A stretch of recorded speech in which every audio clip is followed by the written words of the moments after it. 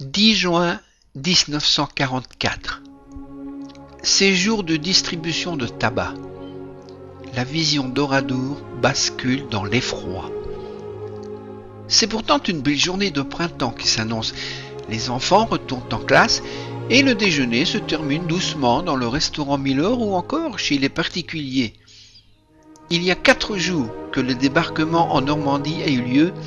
Les troupes de soldats allemands remontent sur le front. La résistance fait tout pour les retarder ou les en empêcher. Les Allemands choisissent alors un village sans passer avec le maquis ou la résistance, un lieu tranquille pour se venger.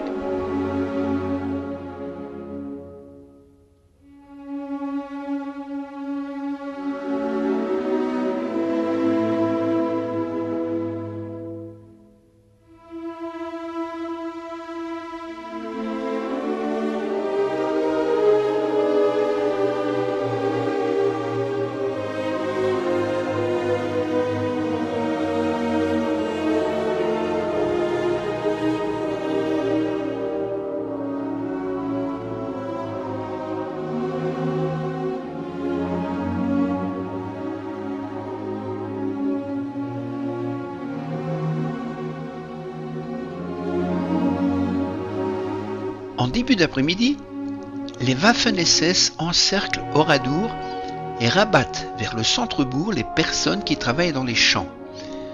La population est rassemblée sur la place principale, le champ de foire, pour le prétexte d'un contrôle d'identité.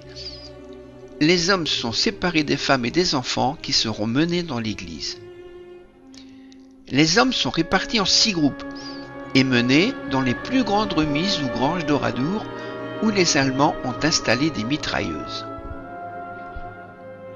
À 16 heures et en quelques secondes, les hommes sont abattus sans comprendre pourquoi. Certaines victimes recevront le coup de grâce.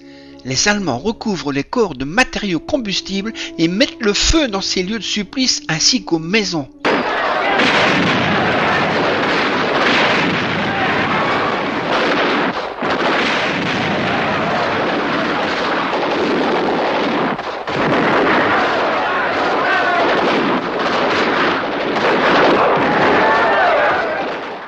Seulement 5 hommes pourront sortir de la grange Lodi sans être abattus par les bourreaux.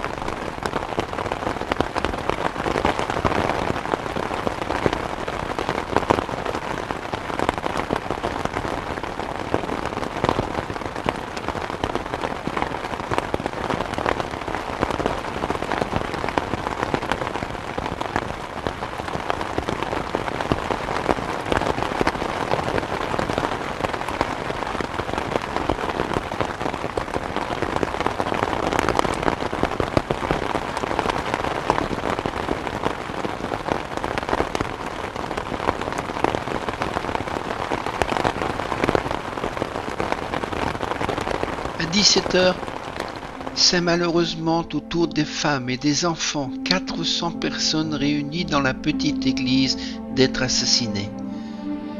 Les Allemands déposent une caisse au milieu de la foule, au milieu de l'édifice.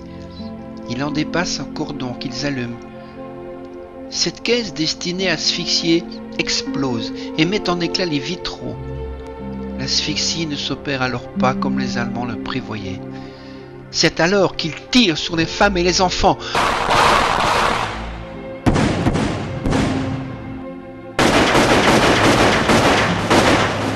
Aujourd'hui, on peut encore voir les impacts des balles sur les murs intérieurs de l'église. Une femme, Madame Roufranche, parvient à s'enfuir par un vitrail. Elle est suivie par une autre femme et son bébé. Les cris du bébé alertent les Allemands et ces 3 personnes sont mitraillées.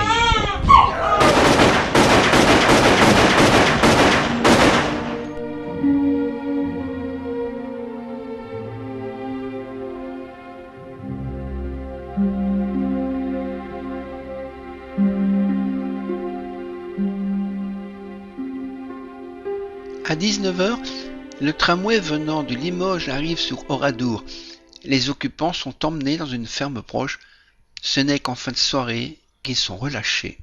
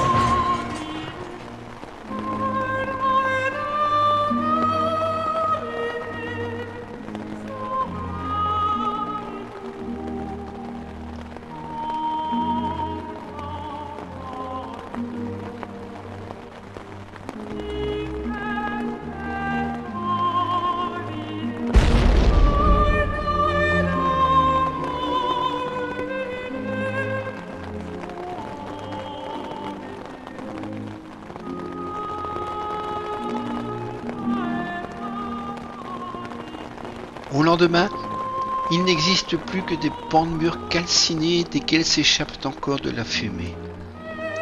Oradour-sur-Glane est rayé de la carte avec ses habitants. 328 constructions et 642 victimes. On ne compte que 6 survivants au massacre, 5 hommes et une femme. Quelques autres personnes échappent à la tragédie car elles sont absentes du bourg où se sont cachées ou enfouies à l'arrivée des Allemands. Oradour, si vivant la veille, n'est que spectacle de désolation et synonyme de mort. Le village est entièrement détruit. Quelques maisons dans les hameaux voisins ont suivi le même sort.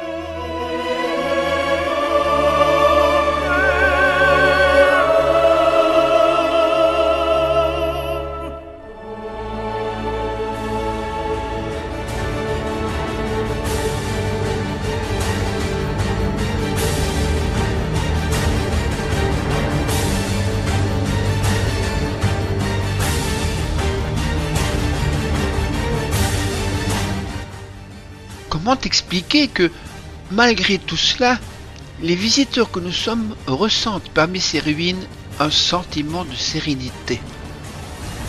On a en effet l'impression d'un village vivant, où l'on entend, là, les cris des jeux des enfants, là, quelques ménagères sur le pas de leur porte parler de leur vie quotidienne, et là, quelques clients du café prenant l'apéritif, bref, on entend la vie.